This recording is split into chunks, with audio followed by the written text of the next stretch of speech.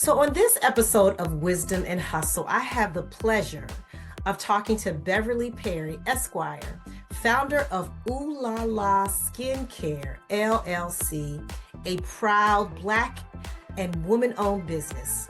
Her first products, body butter and moisturizing cream, were originally designed for her personal use, but she later realized her purpose was to create healthy products for everyone.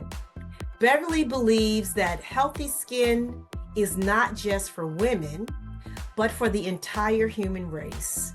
The motto of Ooh La La Skincare is made with nature, blessed by God.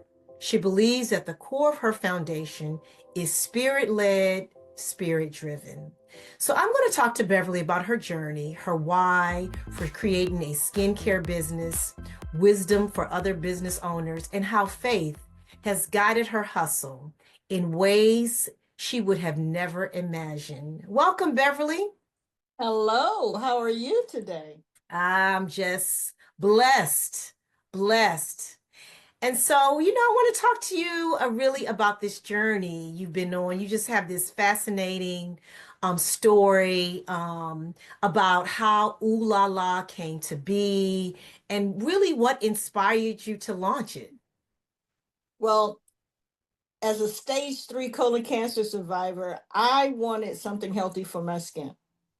So during that time, it was difficult to find something that was good for your skin. Everything had a bunch of chemicals in it. Mm-hmm. So I created my own body cream. Originally, it was just for personal use.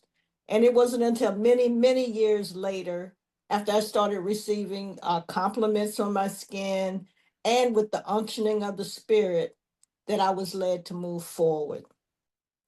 Now, everything seemed to line up because, due to some health reasons, I needed to resign from my job. But instead of remaining in that city, Spirit led me to relocate to a town where I would be closer to my church home, which was in Virginia. Mm-hmm. So I moved to Rocky Mount, North Carolina. So it was in Rocky Mount that Ooh La La really began to take formation. And so, sometimes we need to move, we need to move. And were you prepared to move? I mean, like, moving is can be challenging. You're uprooting yourself. So were you really prepared to move? And when Rocky Mount was the place you want to go, I mean, it's Rocky Mount. Um, were there any trepidation? Well, it was. I was, I had lived in large cities most of my life, with the Mhm. exception of undergrad, where I went to a private HBCU in Talladega, Alabama. Woo, the Um, HBCUs. yes, much needed. And so when I look, the choice was basically to live in the town that the church was in, which is really small, or Rocky Mount. Rocky Mount felt like a big city. So, Mm, so okay. comparatively speaking, so I went to Rocky Mount, and so Okay. so that was my challenge. Okay. Yeah, that was my challenge. And you say that is the place where your business began to blossom. Yes. Talk to us about that. Like why did that happen at that time in that place? Well, I hadn't gotten up to. I was really in my formative years when I was in Florida. Basics. I had just the basic body butter, and I had added just a few flavors. But when I moved to Rocky Mount, Spirit led me to do more, to go deeper, to create custom scents, which are our signature scents. So and I was led to make more sugar scrubs with those signature scents. And then I ended up making body washes and foaming hand soaps and bar soaps. So everything just expanded after I relocated to Rocky And, Mount. and so Beverly, was this because there was a market, or that there was just more people receptive to homemade skincare products, or was it something that people had not seen before, experienced before, that really kind of helped them to lean more into the products? Well, definitely there were more people in Orlando, but I had to relocate for spiritual purposes, Okay. and so this was the hand that I was dealt. Okay. And so it was incumbent upon me to make the most out of that hand. And so when God says move, you got to move, right? That's right. And so here you are, you find yourself in Rocky Mount. You're still, you're pulling this business along. Did you see what was the impact of that on your business? I mean, we know what it's like on your spiritual, because God said you got to go there. But what impact was that on your business? But when I first got to Rocky Mount, and I found out about the farmers market, which coincidentally was 5 minutes from my home. Okay. Okay, so it was really, really convenient. Um, so I applied. I had to have my paperwork in order, so I made sure I had that. But the lady gave me favor because I had to get that paperwork in order. So she said, once you get it in order, bring it to me. But in the meantime, you can start selling At the farmers market. at the farmers market. Okay. Okay. So at this farmers market, you cannot use, it can only be things that you make. Mm. Okay. So I came in, but I was not immediately accepted. By whom? I guess by the other people at the farmers market, The sellers, not the the not. sellers, the vendors, Okay. the other vendors. And I would say some of the Patrons? patrons as well. Okay. Okay. Um, they were not accustomed to seeing anyone that looked like me as an Okay. artesian at the farmers market. Okay. Got Um, so after about 2 years, I became accepted. I would even go as far as saying, among some of them, I became even loved mm, and respected. And my products, the longer I was there, the more receptive everyone became of my products. got it. And so Beverly, it sounds like this is one of those, situations where God says move. It is, he didn't say it's always going to be easy, and I'm not going to like roll out the red carpet, but it's where you're supposed to be. And Right. it took 2 years. It And took it took 2 years. and so now, so eventually you find yourself here in the DC area, where God says you need to move again. Yep. So while I was and while things were going better at the farmers market, I'm, um, I heard God whispering in my ear, and it was my right ear, and that has spiritual significance as opposed to your left ear. And so I kept hearing him say Washington D.C., Washington D.C., and it wasn't until I accepted and understood what he was saying and said yes. Mm, Now I ran this past my spiritual dad, Dr. T. Andre Mason Sr., and he was like in accord. He said, "Yeah." In fact, mm. he almost fell out of his chair when I said it because he was vibing on that as well. So I had to figure out. I didn't know how I was going to get here. I didn't know when I was going to get here. Mm, mm. But it took me about 2.5 years from the hearing of God saying, Washington, D.C., that I was actually able, that He opened the doors, because it wasn't me. He opened the doors for me to move here. Wow. There's something in this too thing, Beverly. Yeah, and you know, I didn't notice that until we were talking. But I'm gonna tell you, it's not taking 2 years to be received here. Wow. And that's great. Because 2 years can seem like a lifetime when you are a Yeah, business, when when you're you're, not getting any younger. So well, not that, but also when you're a business owner, like, moving your business to another location is not easy, and you're not really knowing how your business is going to be received, particularly when it's a product-based business. right.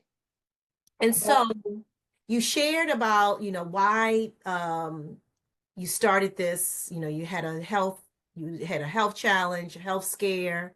Um, and so, there's a lot of business, there's a lot of people in this space that you're in. Lots of body butters, lots of butt soaps and scrubs. And so, how do you stand out? I mean, given that you've moved to Washington, D.C., sounds like your business is starting to like really thrive. What really, what makes you stand out? And why do you think it's moving so well? I think uh, I think it's a few reasons. One, I use organic ingredients, Mm-hmm. so you have to have a good foundation to make a product. So I use the organic and natural ingredients. Um,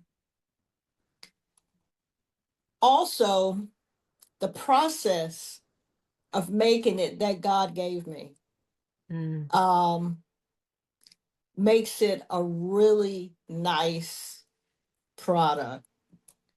And I've heard that it's different than other body butters. okay. Okay. And I heard that before I left because Rocky, where Mark, because of where Rocky Mount is situated, we had people that came through there from New York, Maryland. So my product was exposed to these areas and I gained customers from those areas and they liked it. So I would say those two things, as well as the fact that I believe I'm a personable person Mm-hmm. and people like to be able to connect with Mm-hmm. someone that they're going to make purchases from. That's true. That's true. I think there's something to that, Beverly, because I mean, like I said, there's a lot of people sell skincare products. Right. And I would imagine that the thing that perhaps makes businesses stand out, these skincare businesses, it's the owner. It's the connection that you make to the owner and how they have put themselves in the making of the product and the care that you put into making the product. So I would imagine that because when I met you, we just talked, right? We just Right. talked and talked and talked. And it really wasn't even about the business necessarily. We talked about your moving and how you got to Washington, D.C. And I was so moved by that story. And so Beverly, it's not easy being a business owner, No. particularly a woman of color. And so, talk about like what were some of those challenges and maybe some of those unique challenges that you encountered when you decided that I'm going to start this skincare business? Well, when finances. Mm, Um in in Rocky Mount, it was a test. The struggle was a test to make sure I wouldn't give up. Mm. So I learned how to make a successful business on the limited funds that came in. And I learned how to budget better. I just learned how to stretch a dollar. Mm. And and that's what I did. I was creative. Um and so I think lack of financing on an extremely long term isn't beneficial, but I think at the beginning and maybe part of the middle, Mm. you need to know what you have to do in the event that even Mm-hmm. after you're a success, if anything should happen and the money goes down, what are you going to do? Mm-hmm. Mm-hmm. And so Beverly, what are some lessons you learned throughout that?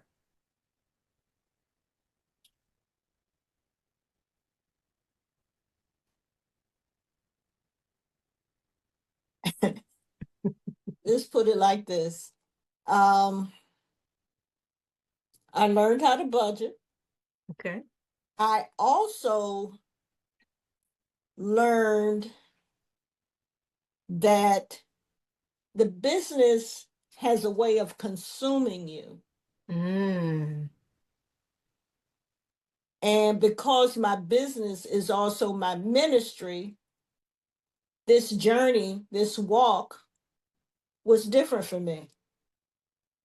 I don't, I can't say that every business owner has to go through the walk that I went through Mm-hmm. Mm-hmm. because of the dual purpose. Oohlala is for me is not just about the skincare, Mm-hmm. although that's a very important component, but it is also a spiritual journey. And I have a spiritual obligation to my customers. Mm-hmm. Mm-hmm. Um, so during that journey, when things got hard, I would I would speak to my spiritual father, Mm-hmm. Mm-hmm. and he was my biggest cheerleader, and he would encourage me and advise me spiritually what to do and how to move forward. He gave me important keys that I implemented and Mm-hmm. I continue to implement. And that is how I got from Rocky Mount to DC. Gotcha. Gotcha. And so Beverly, when you launched this, when you launched Ooh La La, what were some of the things that you didn't know? And where did you go to really kind of learn up and get what you needed to be a bona fide business owner? Well, I knew a little bit because I was an attorney. So Hmm. I think that was by design. Okay. Okay. Um, but I would just read. I would read and I would stay open to the spirit because believe it or not, spirit gave me so many recipes, since the recipe for the body butter, you have to remain open and so that you can receive what's necessary for you to go forward. So Right. and that's what I did. And so, there are a lot of, it sounds like that, you have these principles that you've adopted are really principles that can transcend any business, like, any business that you start. And like I said, there are a lot of people in skincare. And so, did you start off with like just one or two products? Did you have like a small thing of soap and a small thing of scrubs, small thing of body butter? How did you grow the business? I started off with just the body butter. Okay. And I was making it in 2 ounces, and then I developed the 8 ounce. Oh, okay. I started off with just using flavors for scents and then graduated to creating scents with essential oils. Um,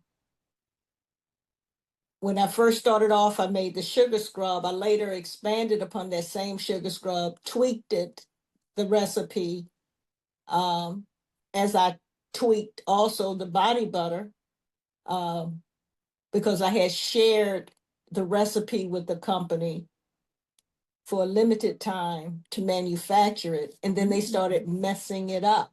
Ah, Um, and so I changed it, I modified it, and I think the lesson in that was to make it yourself. so Okay. Beverly, that's it's interesting. So you were working with a manufacturer. Mhm. This How was in Rocky Mount. someone come again? This was when I was in Rocky Mount. When you were in Rocky Mount, Mhm. how did that come to be? Well, I researched, and I think I was probably moving ahead of my time. It Mhm. wasn't time for me to do that. Um, but it lasted a year. And afterwards, God took me through a test with the body butter where when I was making it, it wouldn't come out right. Hmm. I mean, every step of the way, I had to redo and relearn until I now have the process that I'm currently using to make the butter. Um, but that's my desire, Okay. is to have my own facility Mm. to manufacture all of the products.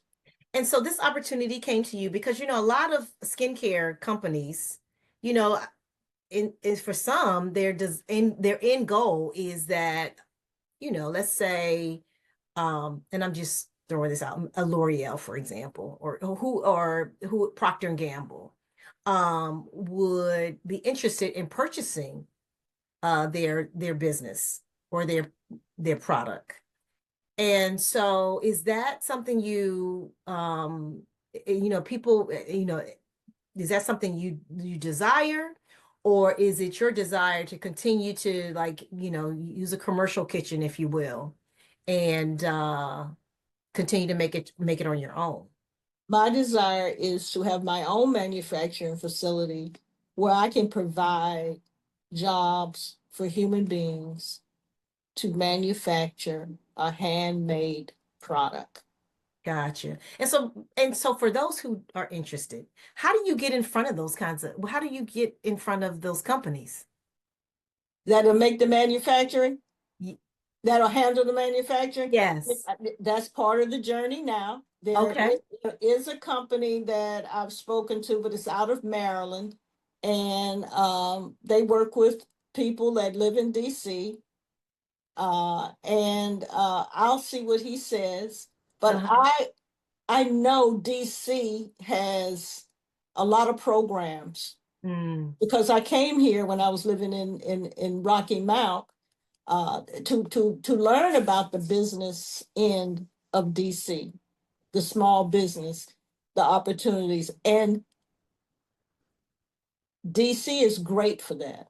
wow. So It really is. The people are very helpful. They almost take your hand and take you step by step by step by step. You wow. can Wow. you can reach them on the phone. So Washington, D.C. is a good place for small businesses to get the training and the connections and the networking that they need to really to begin to grow and expand. Yes. Gotcha, gotcha. So you talk about, like, from an operations perspective, what has stretched you and what continues to stretch you as a business owner?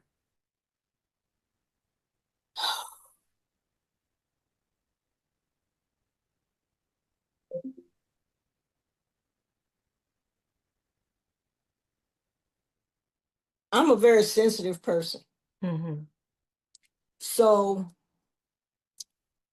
when a person would come up to me and as you are aware, I take the product when I'm in the marketplace and I have people sample it. Mm-hmm. Mm-hmm.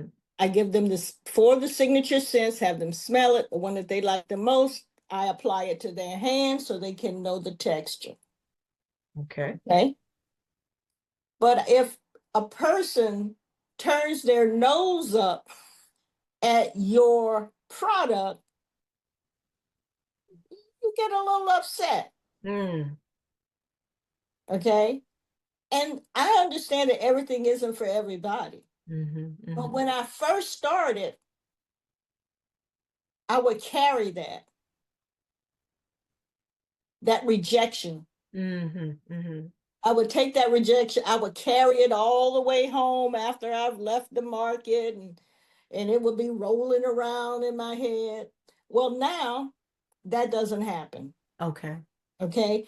And I had that happen to me since I moved here because there's always one. Uh-huh. More than one.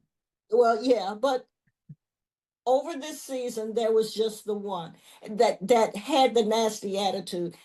I don't expect everyone to like those scents. Okay. Everybody's nose is different, Mm-hmm. Mm-hmm. but it was the attitude that came with it that was disconcerting. But still, I allowed that to roll off my back like a duck because it wasn't me. Obviously, this young lady was angry about something else. Or preference. Right. Or preference. Because you can dislike something without being hostile or negative. But this person came off both hostile and negative. And Mm. it's okay because we're all on different paths. She is where she is, I am where I am, and that's that. Yep. And and those are like lessons. Yeah. Those are lessons in being in entrepreneurship that everybody is not going to like your product. Mm-hmm. Uh, for what is it? For every no, there might be two yeses, or for every two no's, there'll be one yes. And it's really about preference. And so speaking of lessons, like what have been some of those lessons that you've learned since you started this journey? Well, that was a big lesson, learning to allow it to roll off your back. A previous lesson, as we've discussed, was learning how to make your dollar stretch. Mm-hmm. Um, learning how to leave whatever personal issues that you are going through at home when you're in the marketplace. You cannot bring your stuff and impose that on your customers. That is very unfair But to them. Beverly, how do you do that when you yourself as a person is dealing with their own life struggles, and in addition to trying to uh be in business, this is your livelihood. And Mhm. how do you separate that when and I'm not saying come to the farmer's market being angry, of course, but it's sometimes hard to separate what's going on in your life and trying to sell a product. The batch that you left at the house didn't turn out as well, and how do that's money. Like, how do you do that? Well, if you made a mistake with the product, you either learned how to correct the mistake, which I learned, or you had to throw it away. Mm. So I learned how to remedy an error. I had to learn how to compartmentalize Hmm. my feelings and my emotions, and and always come to the market with a high vibration because then you attract people who will purchase your product. Got it. So, Beverly, what do you wish you know? What do you know now that you wish you knew when you started Ooh La La? I know now the true meaning of Rome wasn't built in a day. Mm, Because when you start a business, you want it to be an overnight success. hmm You do. Who wants to wait? But the truth is if it had been an overnight success, I wouldn't have been ready for it. mm. And neither was Ooh La La, because Ooh La La didn't have a firm enough foundation. And I was still being stretched to handle it. So Oohlalaskincare required the construction of a firm foundation. hmm When something moves too fast and it happens too soon,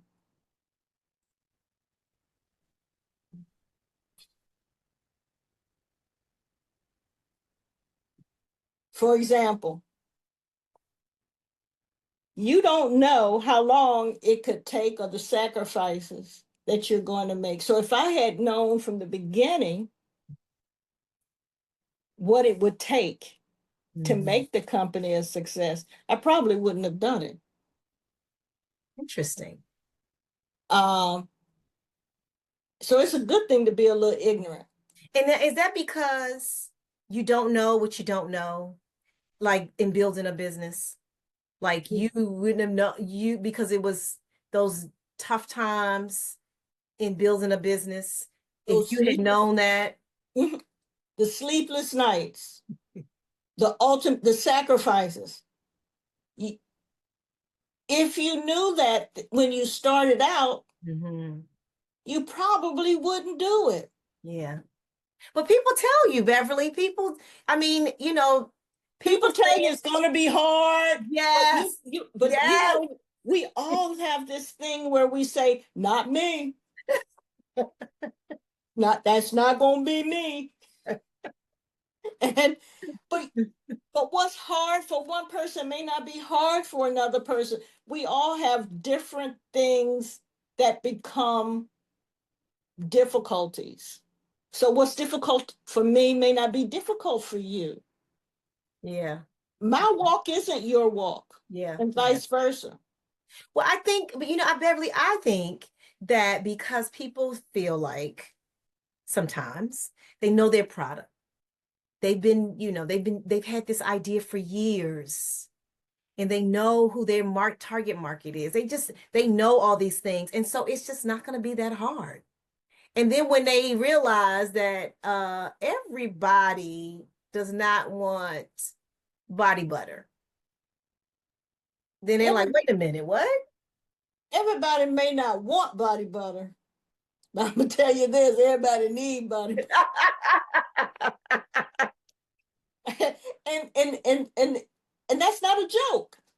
Yeah. Body butter is the most moisturizing product that I know of.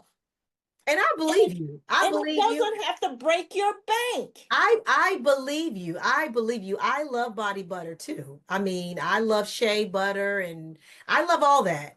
But I'm just thinking about just from a business perspective. Mm-hmm. Like we all think that we have the best thing since, and the saying, since sliced cheese. When I remember when, when I was younger, they had that block cheese, and then when they started slicing it, or when you got sliced cheese, you thought, woo, we got sliced cheese. We don't have to cut that cheese no more. But everybody thinks that their thing is the new and improved version of what has been out there. And so I guess the point is that you think that because your new and improved product is the thing that people need, that what other people have gone through, you don't have to go through. You're going to have to go through what you have to go through for you to get to where God wants you to go. Got it.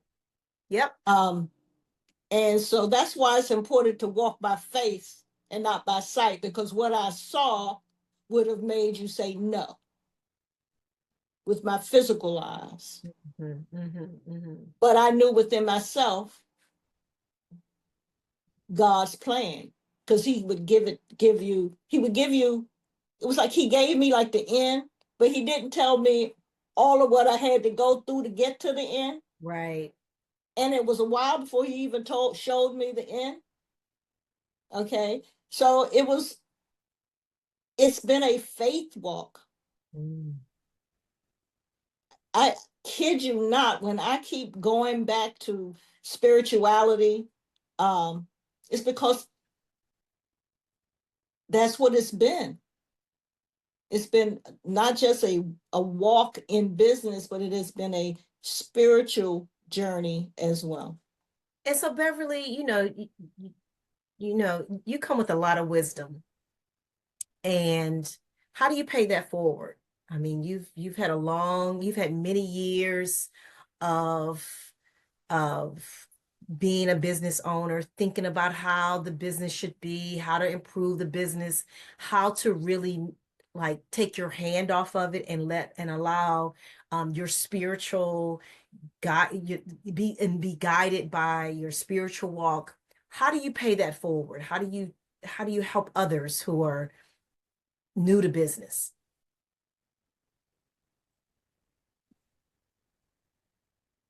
I would tell them that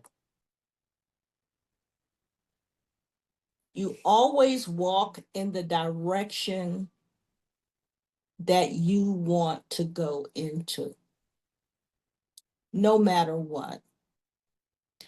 Um, and by that, I mean, for example, Mm-hmm. I knew Spirit was telling me to move to DC. Mm-hmm. In order for that to happen spiritually, I needed to come to DC before I moved here and put my feet on the soil here. So I came. I spent time here. Mm-hmm. Uh, and as I did that, I met people and I did things, and then I would go back to Rocky Mount. And so you go in the direction you want to go. You can't turn back. Mm-hmm. Mm-hmm. Okay. The purpose of looking back is only to make a review. Mm. It's not to stay there. You can't linger in the past. You have to always look forward. Wow. Yeah. I mean, I liken that to um leaning into what your industry is doing, like learning from, people like yourself who have been in the industry for a while, talking to people about what the mistakes that they've made and what they need to do to be successful in business. And so I like that whole notion that you had to come here and really kind of see what you might be embarking upon. And so, liking that to new business owners, like talking to people in the industry, what does it take to be successful? And who you need to network with, and what circles you need to be in. And it sounds like it's very much like what you did coming here to see, is this a place I need to be? Will it help my business? Is it going to help me as a person? Um, being here, and what connections and what networks and what doors are going to be open when I get here. Your doors open up when you get here. Mm-hmm. If your spirit told you to come someplace, then your spirit is going to open up the doors for you when you get here. So when I first moved here, a friend of mine, she's not really my friend, her daughter is my friend. My friend's mother, who I can now say is also a friend, Okay. came to DC to see another friend of hers. Okay. She brought that friend to my apartment and she makes dolls. Mm. Okay. And so I told her once I have all my DC paperwork in order, I will contact her. So I did. She referred me to BZB. So that's how I learned about BZB. Mm. I go to BZB, I meet you, okay? I also met another young lady who told me to come to the Westfield Mall Uh-huh. in Cheatham, in Wheaton, Uh-huh. Maryland. And it's a beautiful space, very artistic, and gave me the opportunity to rent a space there. Okay. That was an opportunity. That Mm-hmm. was a door opening. That Mm-hmm. became a divine connection. Okay. While at BZB, I met another young man who was interested in selling my body washes wholesale in Philadelphia. Wow. So God will open up the doors. Mm-hmm. Okay. Our job isn't to bam the doors. Right. Our job is to walk in the direction and to remain open so that when those things come to you, you are able to receive them in whichever form that they have come to you, instead of self-imposing what you believe it's going to look like. Because Got it. often God isn't going to do it the way you think it's going to. Mm-hmm. Amen to that. Like we have a way and God has a way, and a lot of times we want to get in God's way because we think we know the best way. Right. And And you miss your opportunities because you're and looking for it to come one way and it's coming another. You think it's going to come in stripes and it comes in plaids. yes. Wow. Wow. And so, you are busy. Beverly, you are busy. You have a whole, you have a wholesale body wash. You're at Wheaton Mall. You were at Busy Bee. You're just doing a lot of things. So how do you like take a moment to take a breath and recharge? I start my mornings with meditation. I end my nights with meditation. Um, my goal is to always operate as much as possible because there are times you're going to get knocked off your square, but the point is not to stay down. Mm-hmm. Okay. Increase your vibration. You want to always operate under a high vibration. Gotcha. And so, Beverly, before we close, what advice do you have for those who might be starting or, trying to stay in this hustle? Okay. So I would say to aspiring entrepreneurs, if you have a dream, and just hear this completely out because a lot of people are going to get tripped up at the first part of this. Okay. So if you have a dream, don't chase it. Mm, Because when you are chasing something, technically it's running from you. Pursue it, but don't chase it. Pursue it with all that you are. mm, Believe in yourself and always walk in the direction that you want your life to go in, no matter what. Then God will open up the doors. I love that. I love that. Don't chase it. Don't chase it. Don't chase it. And so, what's next for Ooh La La Skincare? And what's next for you? Well, I'm not sure what's next for me. I'm just trying to remain open for that. But I'm hoping for Ooh La La is the opportunity to manufacture. Okay. That's that's my heart's desire. Okay.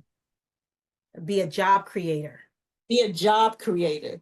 People, everyone now wants to have robots doing all the work. Mhm. I want to hire people. I have to keep in mind I want to make money, Mm-hmm. Mm-hmm. but people need jobs. Yes. And the marginalized people out here, people who've been human trafficked, veterans, homeless people, all need an opportunity. Mm-hmm. Yep. to rise. I love that. I love that. I love that. And so you have given us a word of wisdom, but do you have one more as we close? Do you have a final word or words of wisdom for starting and staying in the hustle?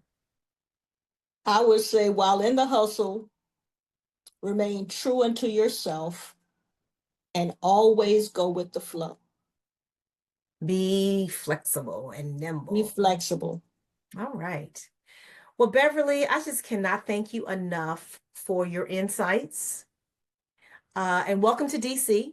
Thank you. It is my absolute pleasure. And I look forward to seeing you in my while I'm out and about somewhere and experiencing Ooh La La. And I just want to remind folks that there is wisdom in the hustle.